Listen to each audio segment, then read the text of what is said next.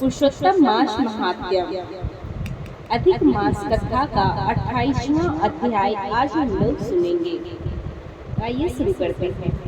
श्री नारायण बोले, चित्रगुप्त धर्मराज के वचन को सुनकर अपने योद्धाओं से बोले, यह कर्तन्य प्रथम बहुत समय तक अत्यंत लोभ से ग्रस्त हुआ, बाद में चोरी करना शुरू किया। इसीलिए यह प्रथम प्रेत शरीर को प्राप्त करने के बाद वानर शरीर में आया। तब हम इसको बहुत सी नरक यातनाएं देंगे।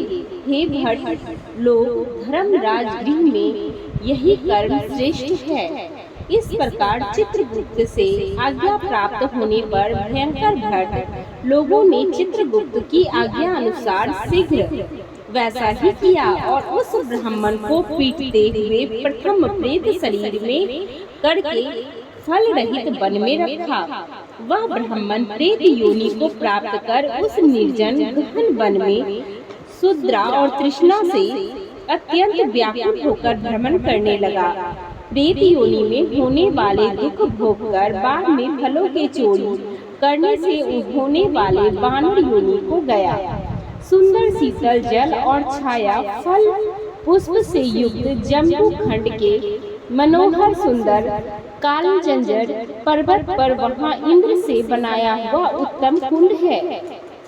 मानसरोवर के समान पवित्र सत्पुरुषों से सेवित, पापों का नाश करने वाला, देवताओं को भी दुर्लभ मृग तीर्थ नाम से प्रसिद्ध था। इसमें श्राद्ध करने से पितृलोक सदगति को चले जाते हैं। वहाँ पर देवता लोग दैत्यों के भय से मृग होकर निरंतर निर्भय स्नान करने लगे। इसीलिए विद्वान लोग उस कुंड को मृग तीर्थ कहते हैं। मनुष्य शरीर को प्राप्त कर यह ब्राह्मण वहाँ पर फलों की चोरी करने के पाप से प्रथम वानर शरीर को प्राप्त हुआ। नारद मुनि बोले, त्रिलोक्य को पवित्र करने वाले रमणीय मृग तीर्थ में पाप कोटि से युक्त वह दुष्ट वानर कैसे वास करता था?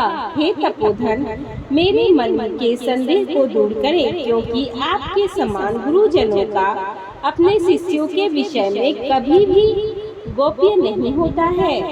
सूत जी बोले, हे विप्र लोग, इस प्रकार नारद मुनि से प्रेरित होने पर अत्यंत प्रसन्न तपोनिधि नारायण भगवान नारद मुनि का सत्कार करते हुए बोले, श्री नारायण बोले, कोई चित्रकुंडल नाम का महान वैश्य था। पतिव्रत धर्म में परायण तारका नाम की उस वैश्य की स्त्री थी। उन दोनों ने भक्ति से पवित्र श्री पुरुषोत्तम मास का व्रत किया। जब श्री पुरुषोत्तम मास का व्रत करते उन दोनों का श्री पुरुषोत्तम मास बीत गया। अंतिम वाले दिन के आने पर स्त्री के साथ हर्ष से युक्त श्रद्धा पूर्वक चित्रकुंडल ने उद्यापन किया। पुरुषोत्तम के उद्यापन विधि करने के लिए वेद और वेदांग को जानने वाले गुणी स्त्री सहित ब्राह्मणों को बुलाया। हे नारद, वहाँ पर धन के लोभ से कर्तन्य भी आया। उद्यापन विधि के पूर्ण होने पर चित्रकुंडल ने बहुत बड़े दानों से उन सब पत्नी ब्राह्मणों को प्रसन्न किया।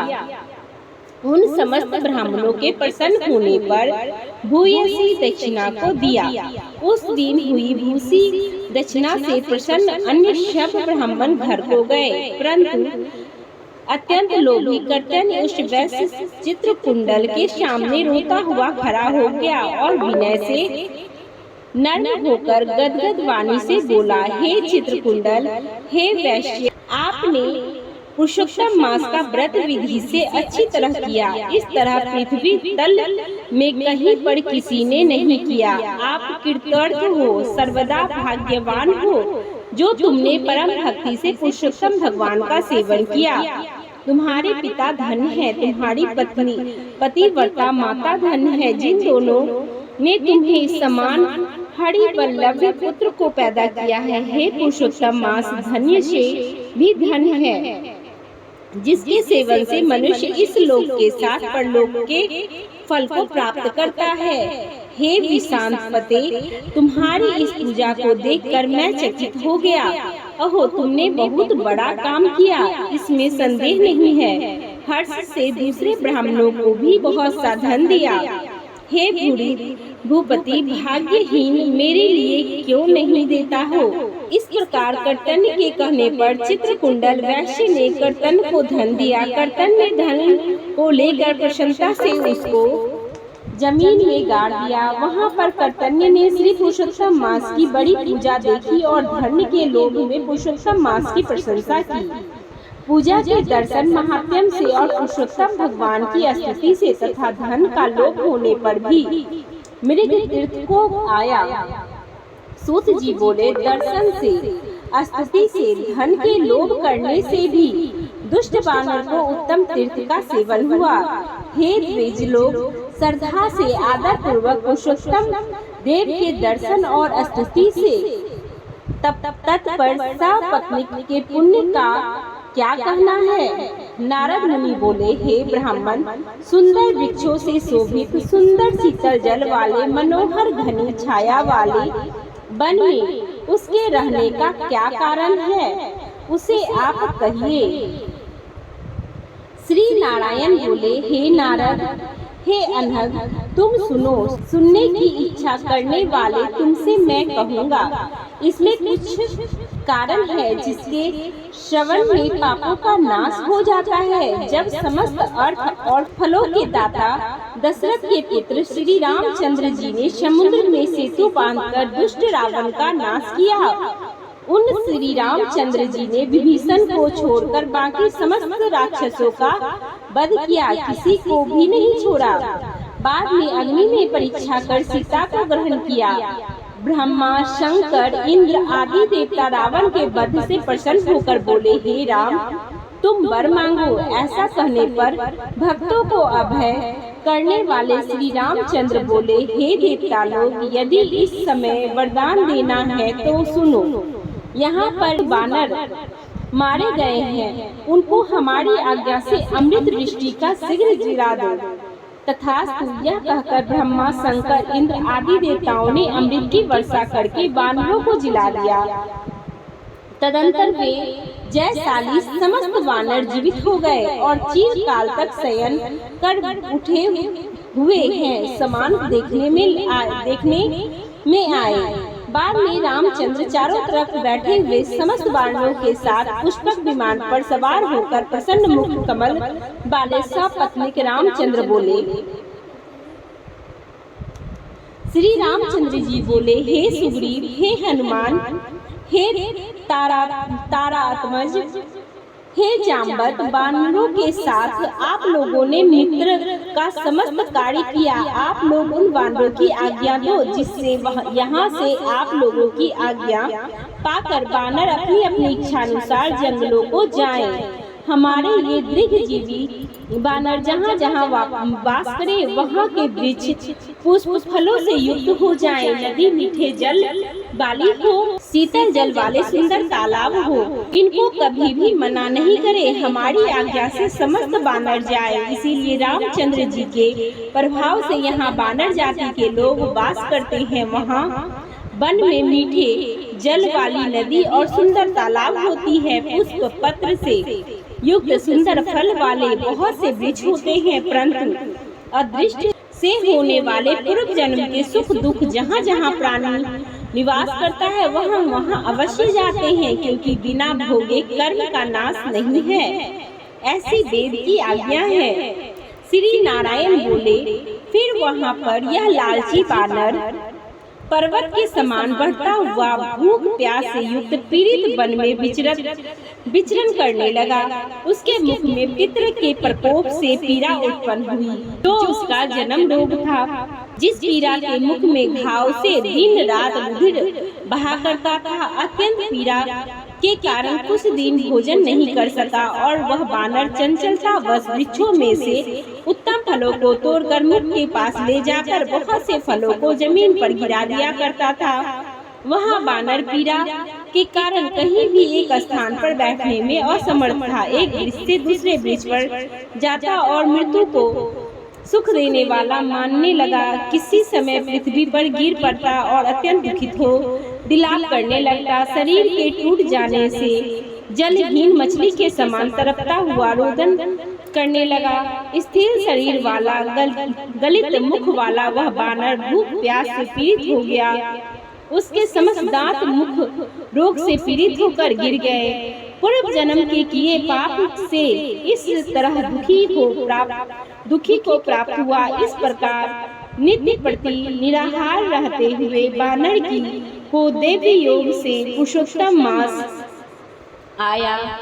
उस पुरुषोत्तम मास में भी उसी प्रकार शीत वात आदि से पीड़ित रहा। किसी समय बहुत पक्ष में गहन वन में विचरण करता हुआ प्यासा बानर कुंड के पास पहुँचने पर भी जल पान करने का समर्थ नहीं हुआ। मुख से युक्त हो चपलता से वहाँ ऊंचे वृक्षों के ऊपर चढ़ गया। एक वृक्ष से दूसरे वृक्ष पर जाते हुए उसके बीच में एक कुंड आ पड़ा। बहुत दिनों से निराहार स्थिर इंद्रियां और जर्जर शरीर वाला निर्मल स्थिर प्राण वाला कुंड के तट भाग्य में आया। इस प्रकार 10वीं तिथि से 4 दिन तक बानर को श्री पुरुषोत्तम मास में उस कुंड में लोट-पोट करते बीत गए। 5वें दिन के आने पर मध्याह्न काल में उस तीर्थ जल से भींगी शरीर वाला बानर प्राण से रहित होकर गिर गया और वह उस देह को त्याग कर पापों से रहित होकर तत्काल दिव्य आभूषणों से भूषित दिव्य देह को प्राप्त किया, जो कि नील कमल के समान श्याम वर्ण करोड़ों कामदेव के समान सुंदर चमकते हुए रत्नों से जटित कीर्तिधारी सुंदर शोभ्यमान मत्स्य कुंडल वाला पवित्र पतित वस्त्रधारी कमर में रत्नों से जड़ित मेखला वाला शोभमान बाजूबंद कंकन अंगूठी हार से शोभित नील वर्ण के टेढ़े चिकने वालों से सुंदर मुख था। उसी समय शीघ्र वहाँ वैष्णवों से युक्त विमान आया, जिसमें भरे मृदंग पटल वेणु बीना का महान शब्द हो रहा था और देवांगनाएं नाच रही थी। गंधर्व किन्नर के सुंदर गान हो रहे थे। ऐसे उस विमान को महाभाग्य दिव्य देहधारी बानर देखकर अत्यंत विस्मय को प्राप्त हो कहने लगा कि पातकी मेरी को यह सुख कैसे हुआ। यह विमान सुख बड़े पुण्यात्माओं को ही होना चाहिए। इसके बाद कोई देवांगना उसके ऊपर चंद्रमा के समान श्वेत छत धारण करती, कोई 2 अप्सराएं हर्ष से उसको दोनों तरफ चामर को डुला रही थी। कोई पान हाथ में लिए खड़ी है तो कोई उसके सामने अप्सराएं नाच रही थी। कोई गंगा जल से भरी हुई झाड़ी को लिए खड़ी थी तो कोई उसके सामने खड़ी गाने बजाने में तत्पर है। इस प्रकार उस वैभव को देखकर चित्त में बने हुए के समान निश्चल हो गया।